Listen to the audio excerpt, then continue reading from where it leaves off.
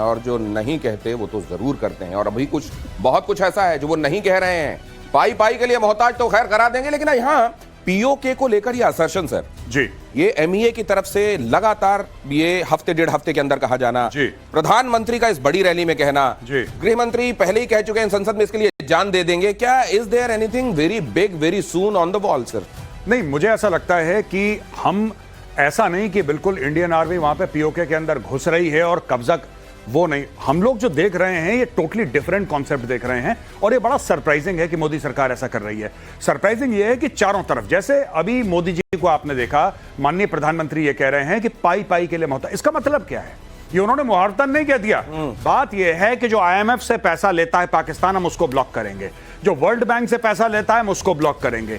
जितनी पाकिस्तान की financial schemes चलती हैं हम उनको ब्लॉक करेंगे। हम चाइना पर भी प्रेशर डालेंगे कि पाकिस्तान मोहताज हो जाए पाई पाई के लिए। जितने चैनल से अभी तक वहां आतंकवाद के इस पौधे को खाद पानी मिलता रहा है उस सबको ब्लॉक किया जाएगा। ये देखिए बहुत अच्छा ग्राफिक्स हमारी टीम ने बनाया है। कूटनीति से, अर्थनीति से, मिलिट्री एक्शन तो खैर कही दिया गया है कि बंद नहीं होगा, ये थप्पड़ पड़ते रहेंगे। पीओके में बगावत चल रही है। वहां के लोग जो कह रहे हैं कि हमको तो भारत के साथ भैया मिलना है जल्दी, खैर उनको ये पहले कहा जा रहा है कि यहां से चलो, खाली करो। सर ये वहां को लेकर जो कॉम्प्लेक्सिटीज हैं, बहुत सारी चीजें ऐसी हैं जो कहा जा रहा है कि इसको व्यावहारिक रूप से भी देखना पड़ेगा, इस लिहाज से भी देखना पड़ेगा कि चाइना को वहां इन्वॉल्व करके पाकिस्तान ने अपने लिए शील्ड तैयार करने की कोशिश की है। इसको आप कैसे देखते हैं? दिनेश, पाकिस्तान सोचता है कि वो शील्ड तैयार कर रहा है। अब देखिए, आप एक ही चीज को देख लिए, PL-15 पाकिस्तान को दिया उसने, ये EW वल्नरेबल था जो उसको दिया। बहुत सीधा सवाल पूछता हूं सर, मान लीजिए पीओके को लेकर भारत ने कोई एक्शन किया, क्या चाइना का कहीं रोल देखते हैं? वो चुपचाप रहेगा, पीछे रहेगा, बैकफुट पर रहेगा? आप देखिए, हमें एक्शन करने की जरूरत नहीं पड़ेगी क्योंकि लीगली पीओके को पाकिस्तान को खाली करना है। ये तो यूएन की बात हो रही है ना, तो अर्थनीति भी है। लेकिन ये जो आप जिसको न्याय नीति बोलते हैं, अगर न्याय संहिता के हिसाब से भी देखिए तो पहली जिम्मेदारी है पाकिस्तान की पीओके को खाली करना। तो हम तो वही चीज मांग रहे हैं जो लिखी हुई है। मेजर गौरव आर्या कुछ जोड़ना चाह रहे हैं बहुत जल्दी से सर। जी, मैं ये कहना चाह रहा हूं कि जो असदुद्दीन ओवैसी साहब ने बोला था ना कि अंदर घुस के बैठ जाओ, बिल्कुल ठीक वाली बात, जो बिल्कुल ठीक थी ओवैसी की। हम ये पहले भी कर चुके हैं एक बार। ये पाकिस्तानी पोस्ट पे जाके बैठ गए, पाकिस्तानियों को 4 थप्पड़ मारे, भगाए वहां से, कोई बड़ी बात नहीं है। मैं ये कह रहा हूं कि थोड़ा थोड़ा करके ले लो पीओके, अंदर घुस जाएगी सेना। और मैं इसलिए कह रहा हूं, ये कोई यहां पे मैं ऐसी बात नहीं कह रहा जो पहले नहीं हो चुकी है। आप किसी भी पुराने फौजी से पूछिए जो लाइन ऑफ कंट्रोल पे अपनी सर्विस दे चुके हैं, वो आपको यही बात बताएंगे कि पोस्टों पे बमबारी होती है और हम लोगों ने पोस्ट ले चुके हैं हम पहले पाकिस्तान से, कोई नई बात नहीं है। ये दोबारा ले लो। LOC के पार धीरे धीरे जाओ यार, और लेते जाओ अपने हिस्से का और बना लो एक दिन अपनी सरकार। ISI की बड़ी साजिश का खुलासा, पाकिस्तान हाई कमीशन में ISI का जाल, पाकिस्तान हाई कमीशन जासूसों का अड्डा। मुझे किसकी उसकी आवाज जो है GHQ तक पहुंची है, तो ये आवाज न्यूक्लियर कमांड अथॉरिटी तक पहुंची है। तो ये दस्तक है न्याय की, ये दस्तक है न्याय की। प्रधानमंत्री के मुंह से सुनिए जरा क्या कहा उन्होंने। इस एयरबेस को भी निशाना बनाने की कोशिश की थी, लेकिन वो इस एयरबेस को रत्ती भर भी नुकसान नहीं पहुंचा पाया। और वहीं यहां से कुछ ही दूर सीमा पार पाकिस्तान का रहीम यार खान एयरबेस है।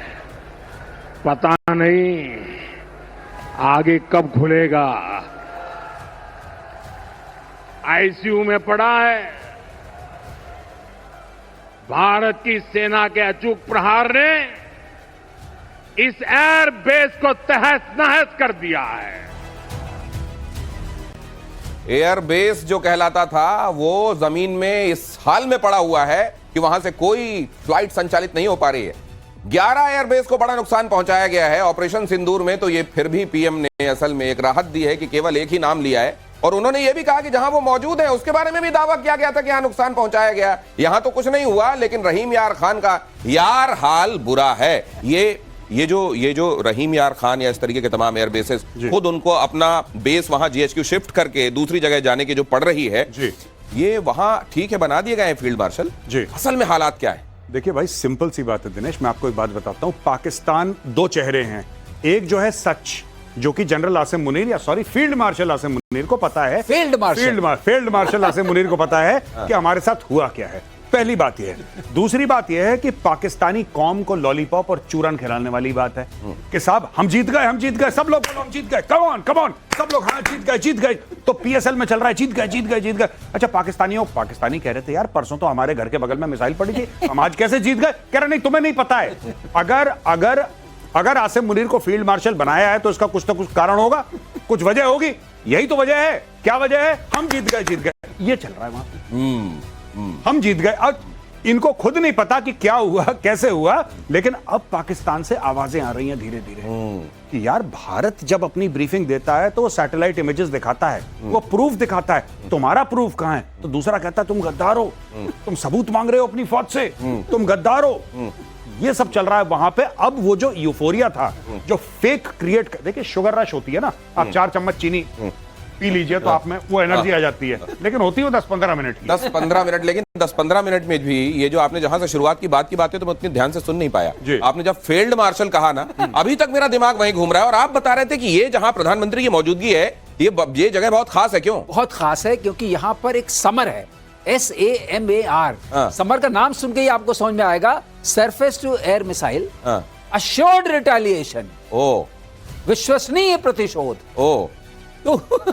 विश्वसनीय प्रतिशोध। ये प्रतिशोध की यहां भी खासियत है, जो देखते हैं आप उसकी क्रेडिबिलिटी अनमैच्ड है। खैर ये जो है समर, ये किसका काम क्या है? ये समर ये है कि हमने खुद बनाई है, बल्कि इसको भारतीय वायुसेना ने बनाया है अपने ही सिस्टम से, इंजीनियरिंग सिस्टम से।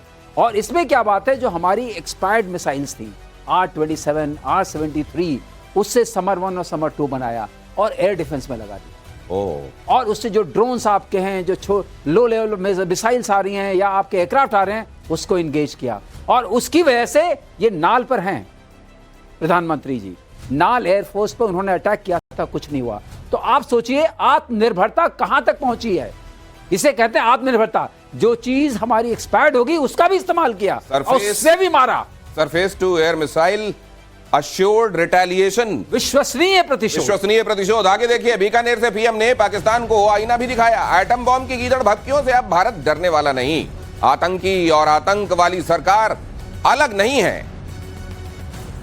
आतंकवाद से निपटने के 3 सूत्र तय कर दिए हैं। पहला,